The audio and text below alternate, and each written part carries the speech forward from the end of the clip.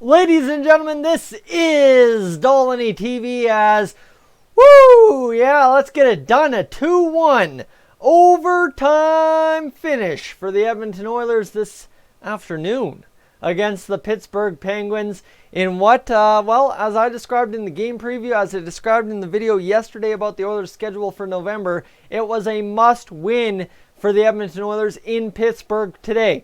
Now, there's multiple reasons for it. Crosby versus McDavid. McDavid needs to get that first win. The Oilers definitely need to start the month strong. The Oilers this, the Oilers that, the Oilers that, this, that, and this, the other thing. The Oilers win 2-1. It's a must win. It is a was won. So there you go, ladies and gentlemen. She was sketchy, though. Let's not kid ourselves. If you would have told me, if you would have told anyone else in the chat, on the live stream on Dolynny TV during the game, that, the shots, whatever they were, midway through the second period when Pittsburgh had like triple the shots, 20 more shots than the Oilers did at that point. If you would have told any of us that the Oilers are going to win the game, I know it for a fact, you probably might have almost been laughed out of the live stream, to be honest with you. Because it just seemed to be that kind of day where the shots were piling up quick. Mike Smith was having too good of a game to not have a bad game at some point in this one. But, ladies and gentlemen, it all held together. The glue held. Things turned out half okay. And the Oilers come away with a sketchy overtime victory in Pittsburgh. Ladies and gentlemen, you can say, we had a 1-0 lead. Why didn't it end up being an overtime game? Well, you know what? We'll get to that. But it's Pittsburgh and Edmonton. You got to go to overtime. It's just, you got to have the 3-on-3 Crosby versus McDavid in overtime. The fun is there to be had, and you can't not do it. And that's exactly what Crosby and McDavid did in that overtime. End to end with Leon Draisaitl finally finishing off the game, getting us the W. We improve, ladies and gentlemen, to, another good record in the month of November. How about 1-0-0? And the Edmonton Oilers, same way we started October, get the job done. And now, ladies and gentlemen, those standings should look a little bit better for our Edmonton Oilers. 15 games played, 10-4-1 for 21 points and a 3-point lead on the Vancouver Canucks. Yes, sirree, that sounds like a good plan to me. Now let's go get this reviewed, because this game just became a final moments ago, and we need to get into the live tracker and tell you everything that happened. The scoring in the first period was absolute minimal. None. 0. Nothing. Because, the Oilers were getting stymied by the Pittsburgh Penguins' sticks. And that's the key this year. If you want to shut down the Oilers early and often, just use the stick. Lay the stick.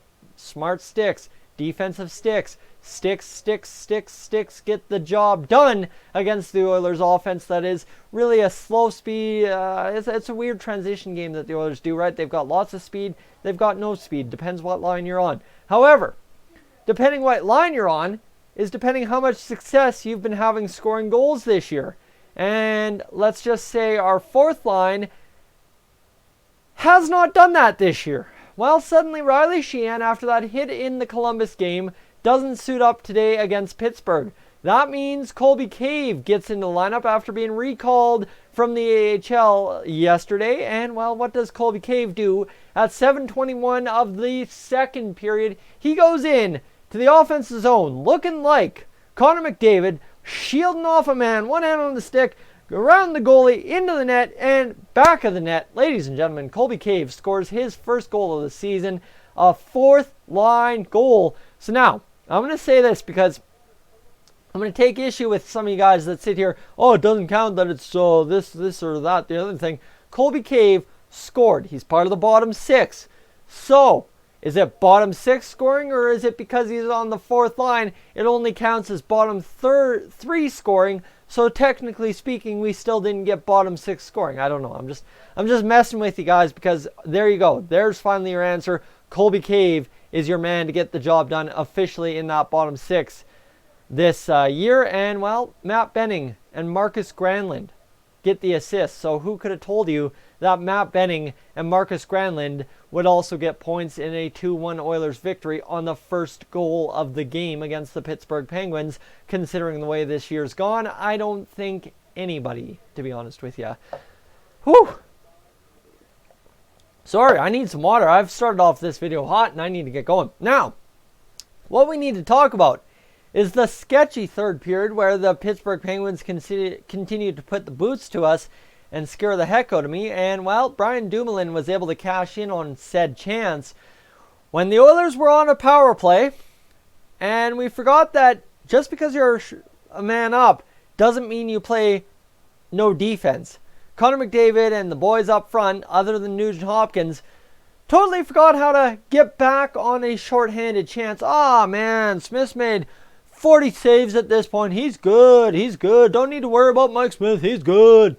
And, well, left everybody to hang out to dry, and it was a pretty much 3-on-1, 3-on-1.5, whatever you want to say, plus the goalie. And Brian Rust across to Brian Dumoulin, sliding in late and back of the net. Now, I can tell you who was coming in late on that play, and it was Mr. Connor McDavid. So, yeah, I'm maybe laying a little bit of lazy blame on Connor McDavid on the power play, and that's why you don't play the power play out there all game as long as you do on that top unit. Now, ladies and gentlemen, I had no words the whole overtime because it was just end-to-end, back and forth craziness. At one end, Nuge, Neal, this guy, that guy, that, whoa!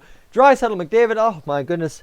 I don't even know who all had chances in that overtime period. But I swear we put up at least 6 shots in overtime. And ladies and gentlemen, the back one found the net. Yes, sirree. Draisaitl got in, turned on the Jets. I don't even know how Draisaitl had that much left in the tank. But he gets it going and gets his 13th goal of the year. So another point for Draisaitl and another goal. And dang right, he gets the back of the net and we get it going. So that was huge. Guys, breathe easy. Because we ended up winning this game. A must win, and the Oilers do win. And we go to 10-4-1 on the year. So that's huge for us. Now, what you need to know is the shots on goal, 52-29, you saw that on your screen. The hits, the Oilers actually took the body to the Pittsburgh Penguins.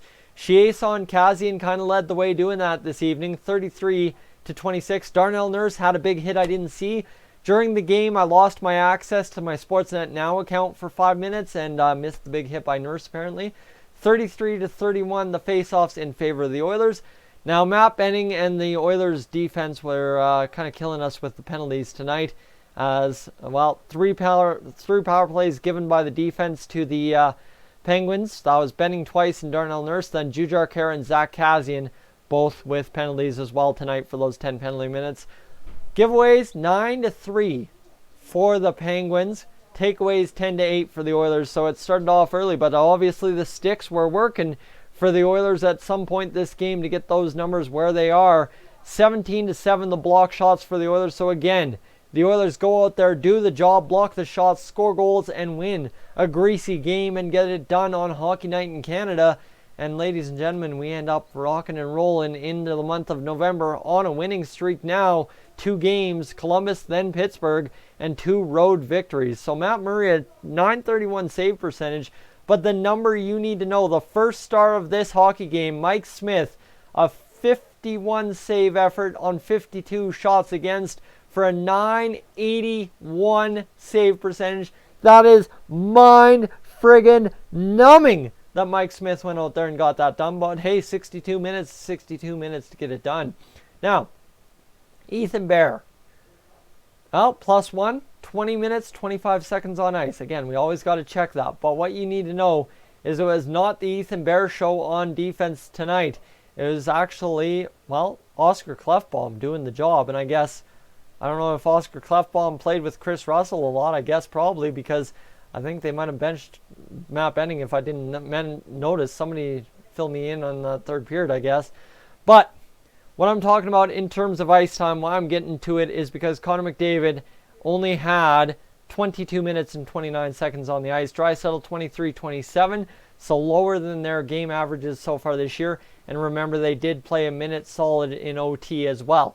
Now, the other side to this is that fourth line. Patrick Russell, Colby Cave, and, of course, on that fourth line left wing, well, if I can find him, Marcus Granlund, all played more than 11 minutes and 41 seconds this evening. That's massive, guys. Because you know what? Without Colby Cave, Marcus Granlund, and Patrick Russell on the final 30 seconds of the third period, this game would not have went to overtime and been a win for the Oilers. So Colby Cave and the fourth line, hats off to you. Thank you for stepping up and helping win Connor McDavid his first game head-to-head with Sidney Crosby. Guys, I'm Tyson. This is Dolynny TV. That's your game review. Greasy, scary, fun, exciting. Wow, what a way to start my Saturday. Now I get to dress up one more time as Willie McNelson and go have a little bit of a costume party over at a buddy's house here in town. Guys, Tyson Dolynny TV. I am up on out of here. Have yourselves a great Saturday night.